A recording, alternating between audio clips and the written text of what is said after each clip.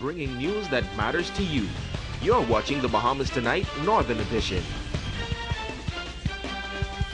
Welcome back. The Speaker of the House of Assembly on Grand Bahama last night for a speaking engagement. Dr. Kendall Major, the 8th Speaker of Parliament in an independent Bahamas, had some nuggets of wisdom to impart to the graduates of the Sunland Baptist Academy. Natalie Martinborough has the story. I'm with you tonight, not on a point of order in that place, but on a matter of privilege to be with you tonight. House Speaker Dr. Kendall Major says he received the invitation to address the class of 2013 more than a year ago. In a country known for its last-minute culture, he says the advance invitation was most impressive. He says the graduating class was indeed special, and he likened his address to a family meeting, telling graduates that as they continue the next chapter of their lives, they must remember 2 words: personal responsibility. You've spent the last several years in an environment of preparation and profound growth. Along the way, you were nudged to stay on course with a little punishment here and a little punishment there. Some of you received demerits or detentions, maybe even suspensions. And going forward, though, they don't exist anymore. For serious bouts of indiscretion, there's jail. It's as simple and as blunt as that. So from this day forward, we must make it count. The House Speaker says as a father of a student who recently graduated from high school, he understands the issues confronting parents today, particularly as it relates to balancing the importance of technology with the pitfalls that may come with it. Texting, he says, is one example. This can be abused into something called sexting. Don't play like you don't know what that means. But for those who don't, it's forwarding explicit photos of oneself to a significant other during the happy times. But when things change, these same pictures turn out to be something that destroys your reputation forever.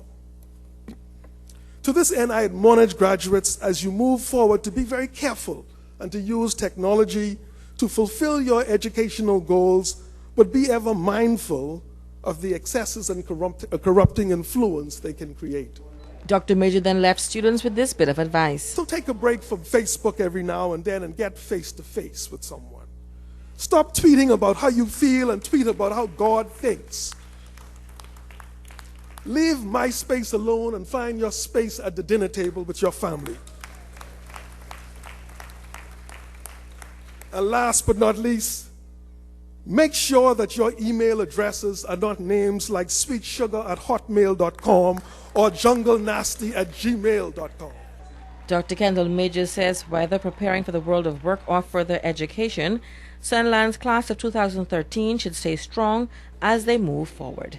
Natalie Martinborough, ZNS Network News. 4 students of the Jack Hayward High School, along with a young Freeport man, were arraigned before the court for assaulting a police officer. 18-year-old Tristan Colley and a male student of Jack Hayward were arraigned on the charge of obstruction.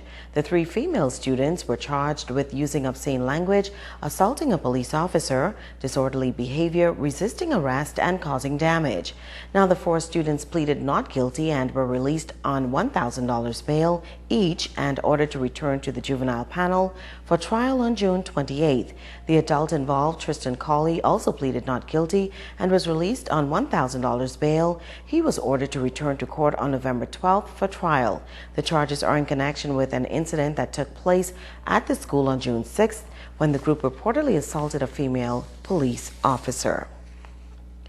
There will be no graduation ceremony at the Jack Hayward High School this year. School officials say the decision was made to cancel graduation because of poor behavior from the majority of the seniors at the institution. School Principal Yvonne Ward telling ZNS News that students will be given their diplomas next Thursday, as well as a refund on their graduation down payment. This is the first time that a graduation has been canceled at that institution. However, it is understood that the parents of the students are planning to hold a graduation ceremony of their own. The Fresh Start program off to a new start on Grand Bahama. As Megan Shepard tells us, students enrolled have high hopes for the program. The Fresh Fresh Start program is now partnering with the Bahamas Technical Vocational Institute. On Friday, Human Resources Manager in the Ministry for Grand Bahama, Dr. Jonathan Edens, shared tips on how to tackle the workforce. She says it is important to maintain good morals, stay positive, and always have good work ethics. I'm going to tell them about behavior, about things like gossiping, things about what they see that should be confidential, to be left there in the organization. Do not speak bad about the organization that you're employed with, and try to take away the positive things from that organization, because wherever you go, you're going to find negative and positive people. But in the field that you're in as a technical and vocational person, you will eventually become an entrepreneur. And so you want to take all of these skills and advance them. Coordinator of Programs in the Ministry of Youth, Carla Brown-Roker, says there are 70 students enrolled, all majoring in various fields. The program will run for 7 weeks. She notes that so far she is already seeing great things from the group. The students are not your ordinary type of students.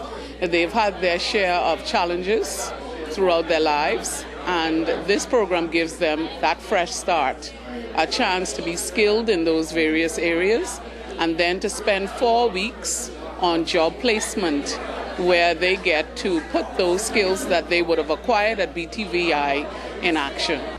2 of the participants say they are enjoying the program and are taking in as much information as possible. With just 2 weeks left in the program, they are hoping to continue their training and earning degrees in their respective fields. I'm personally inside general maintenance, and I gotta say I love it so far. In the first few weeks, I learned how to build a circuit board, which was pretty impressive for me. And I gotta say, I enjoy it because the teachers really take the job personally. They love what they do, and you can see it in how they talk to you and address you. Throughout the program, I've learned a lot. It has been very hard because accounting is something that is practiced, I feel, and I'm not that good at math. So I think I'm doing rather well. I've learned to communicate with a lot of different people.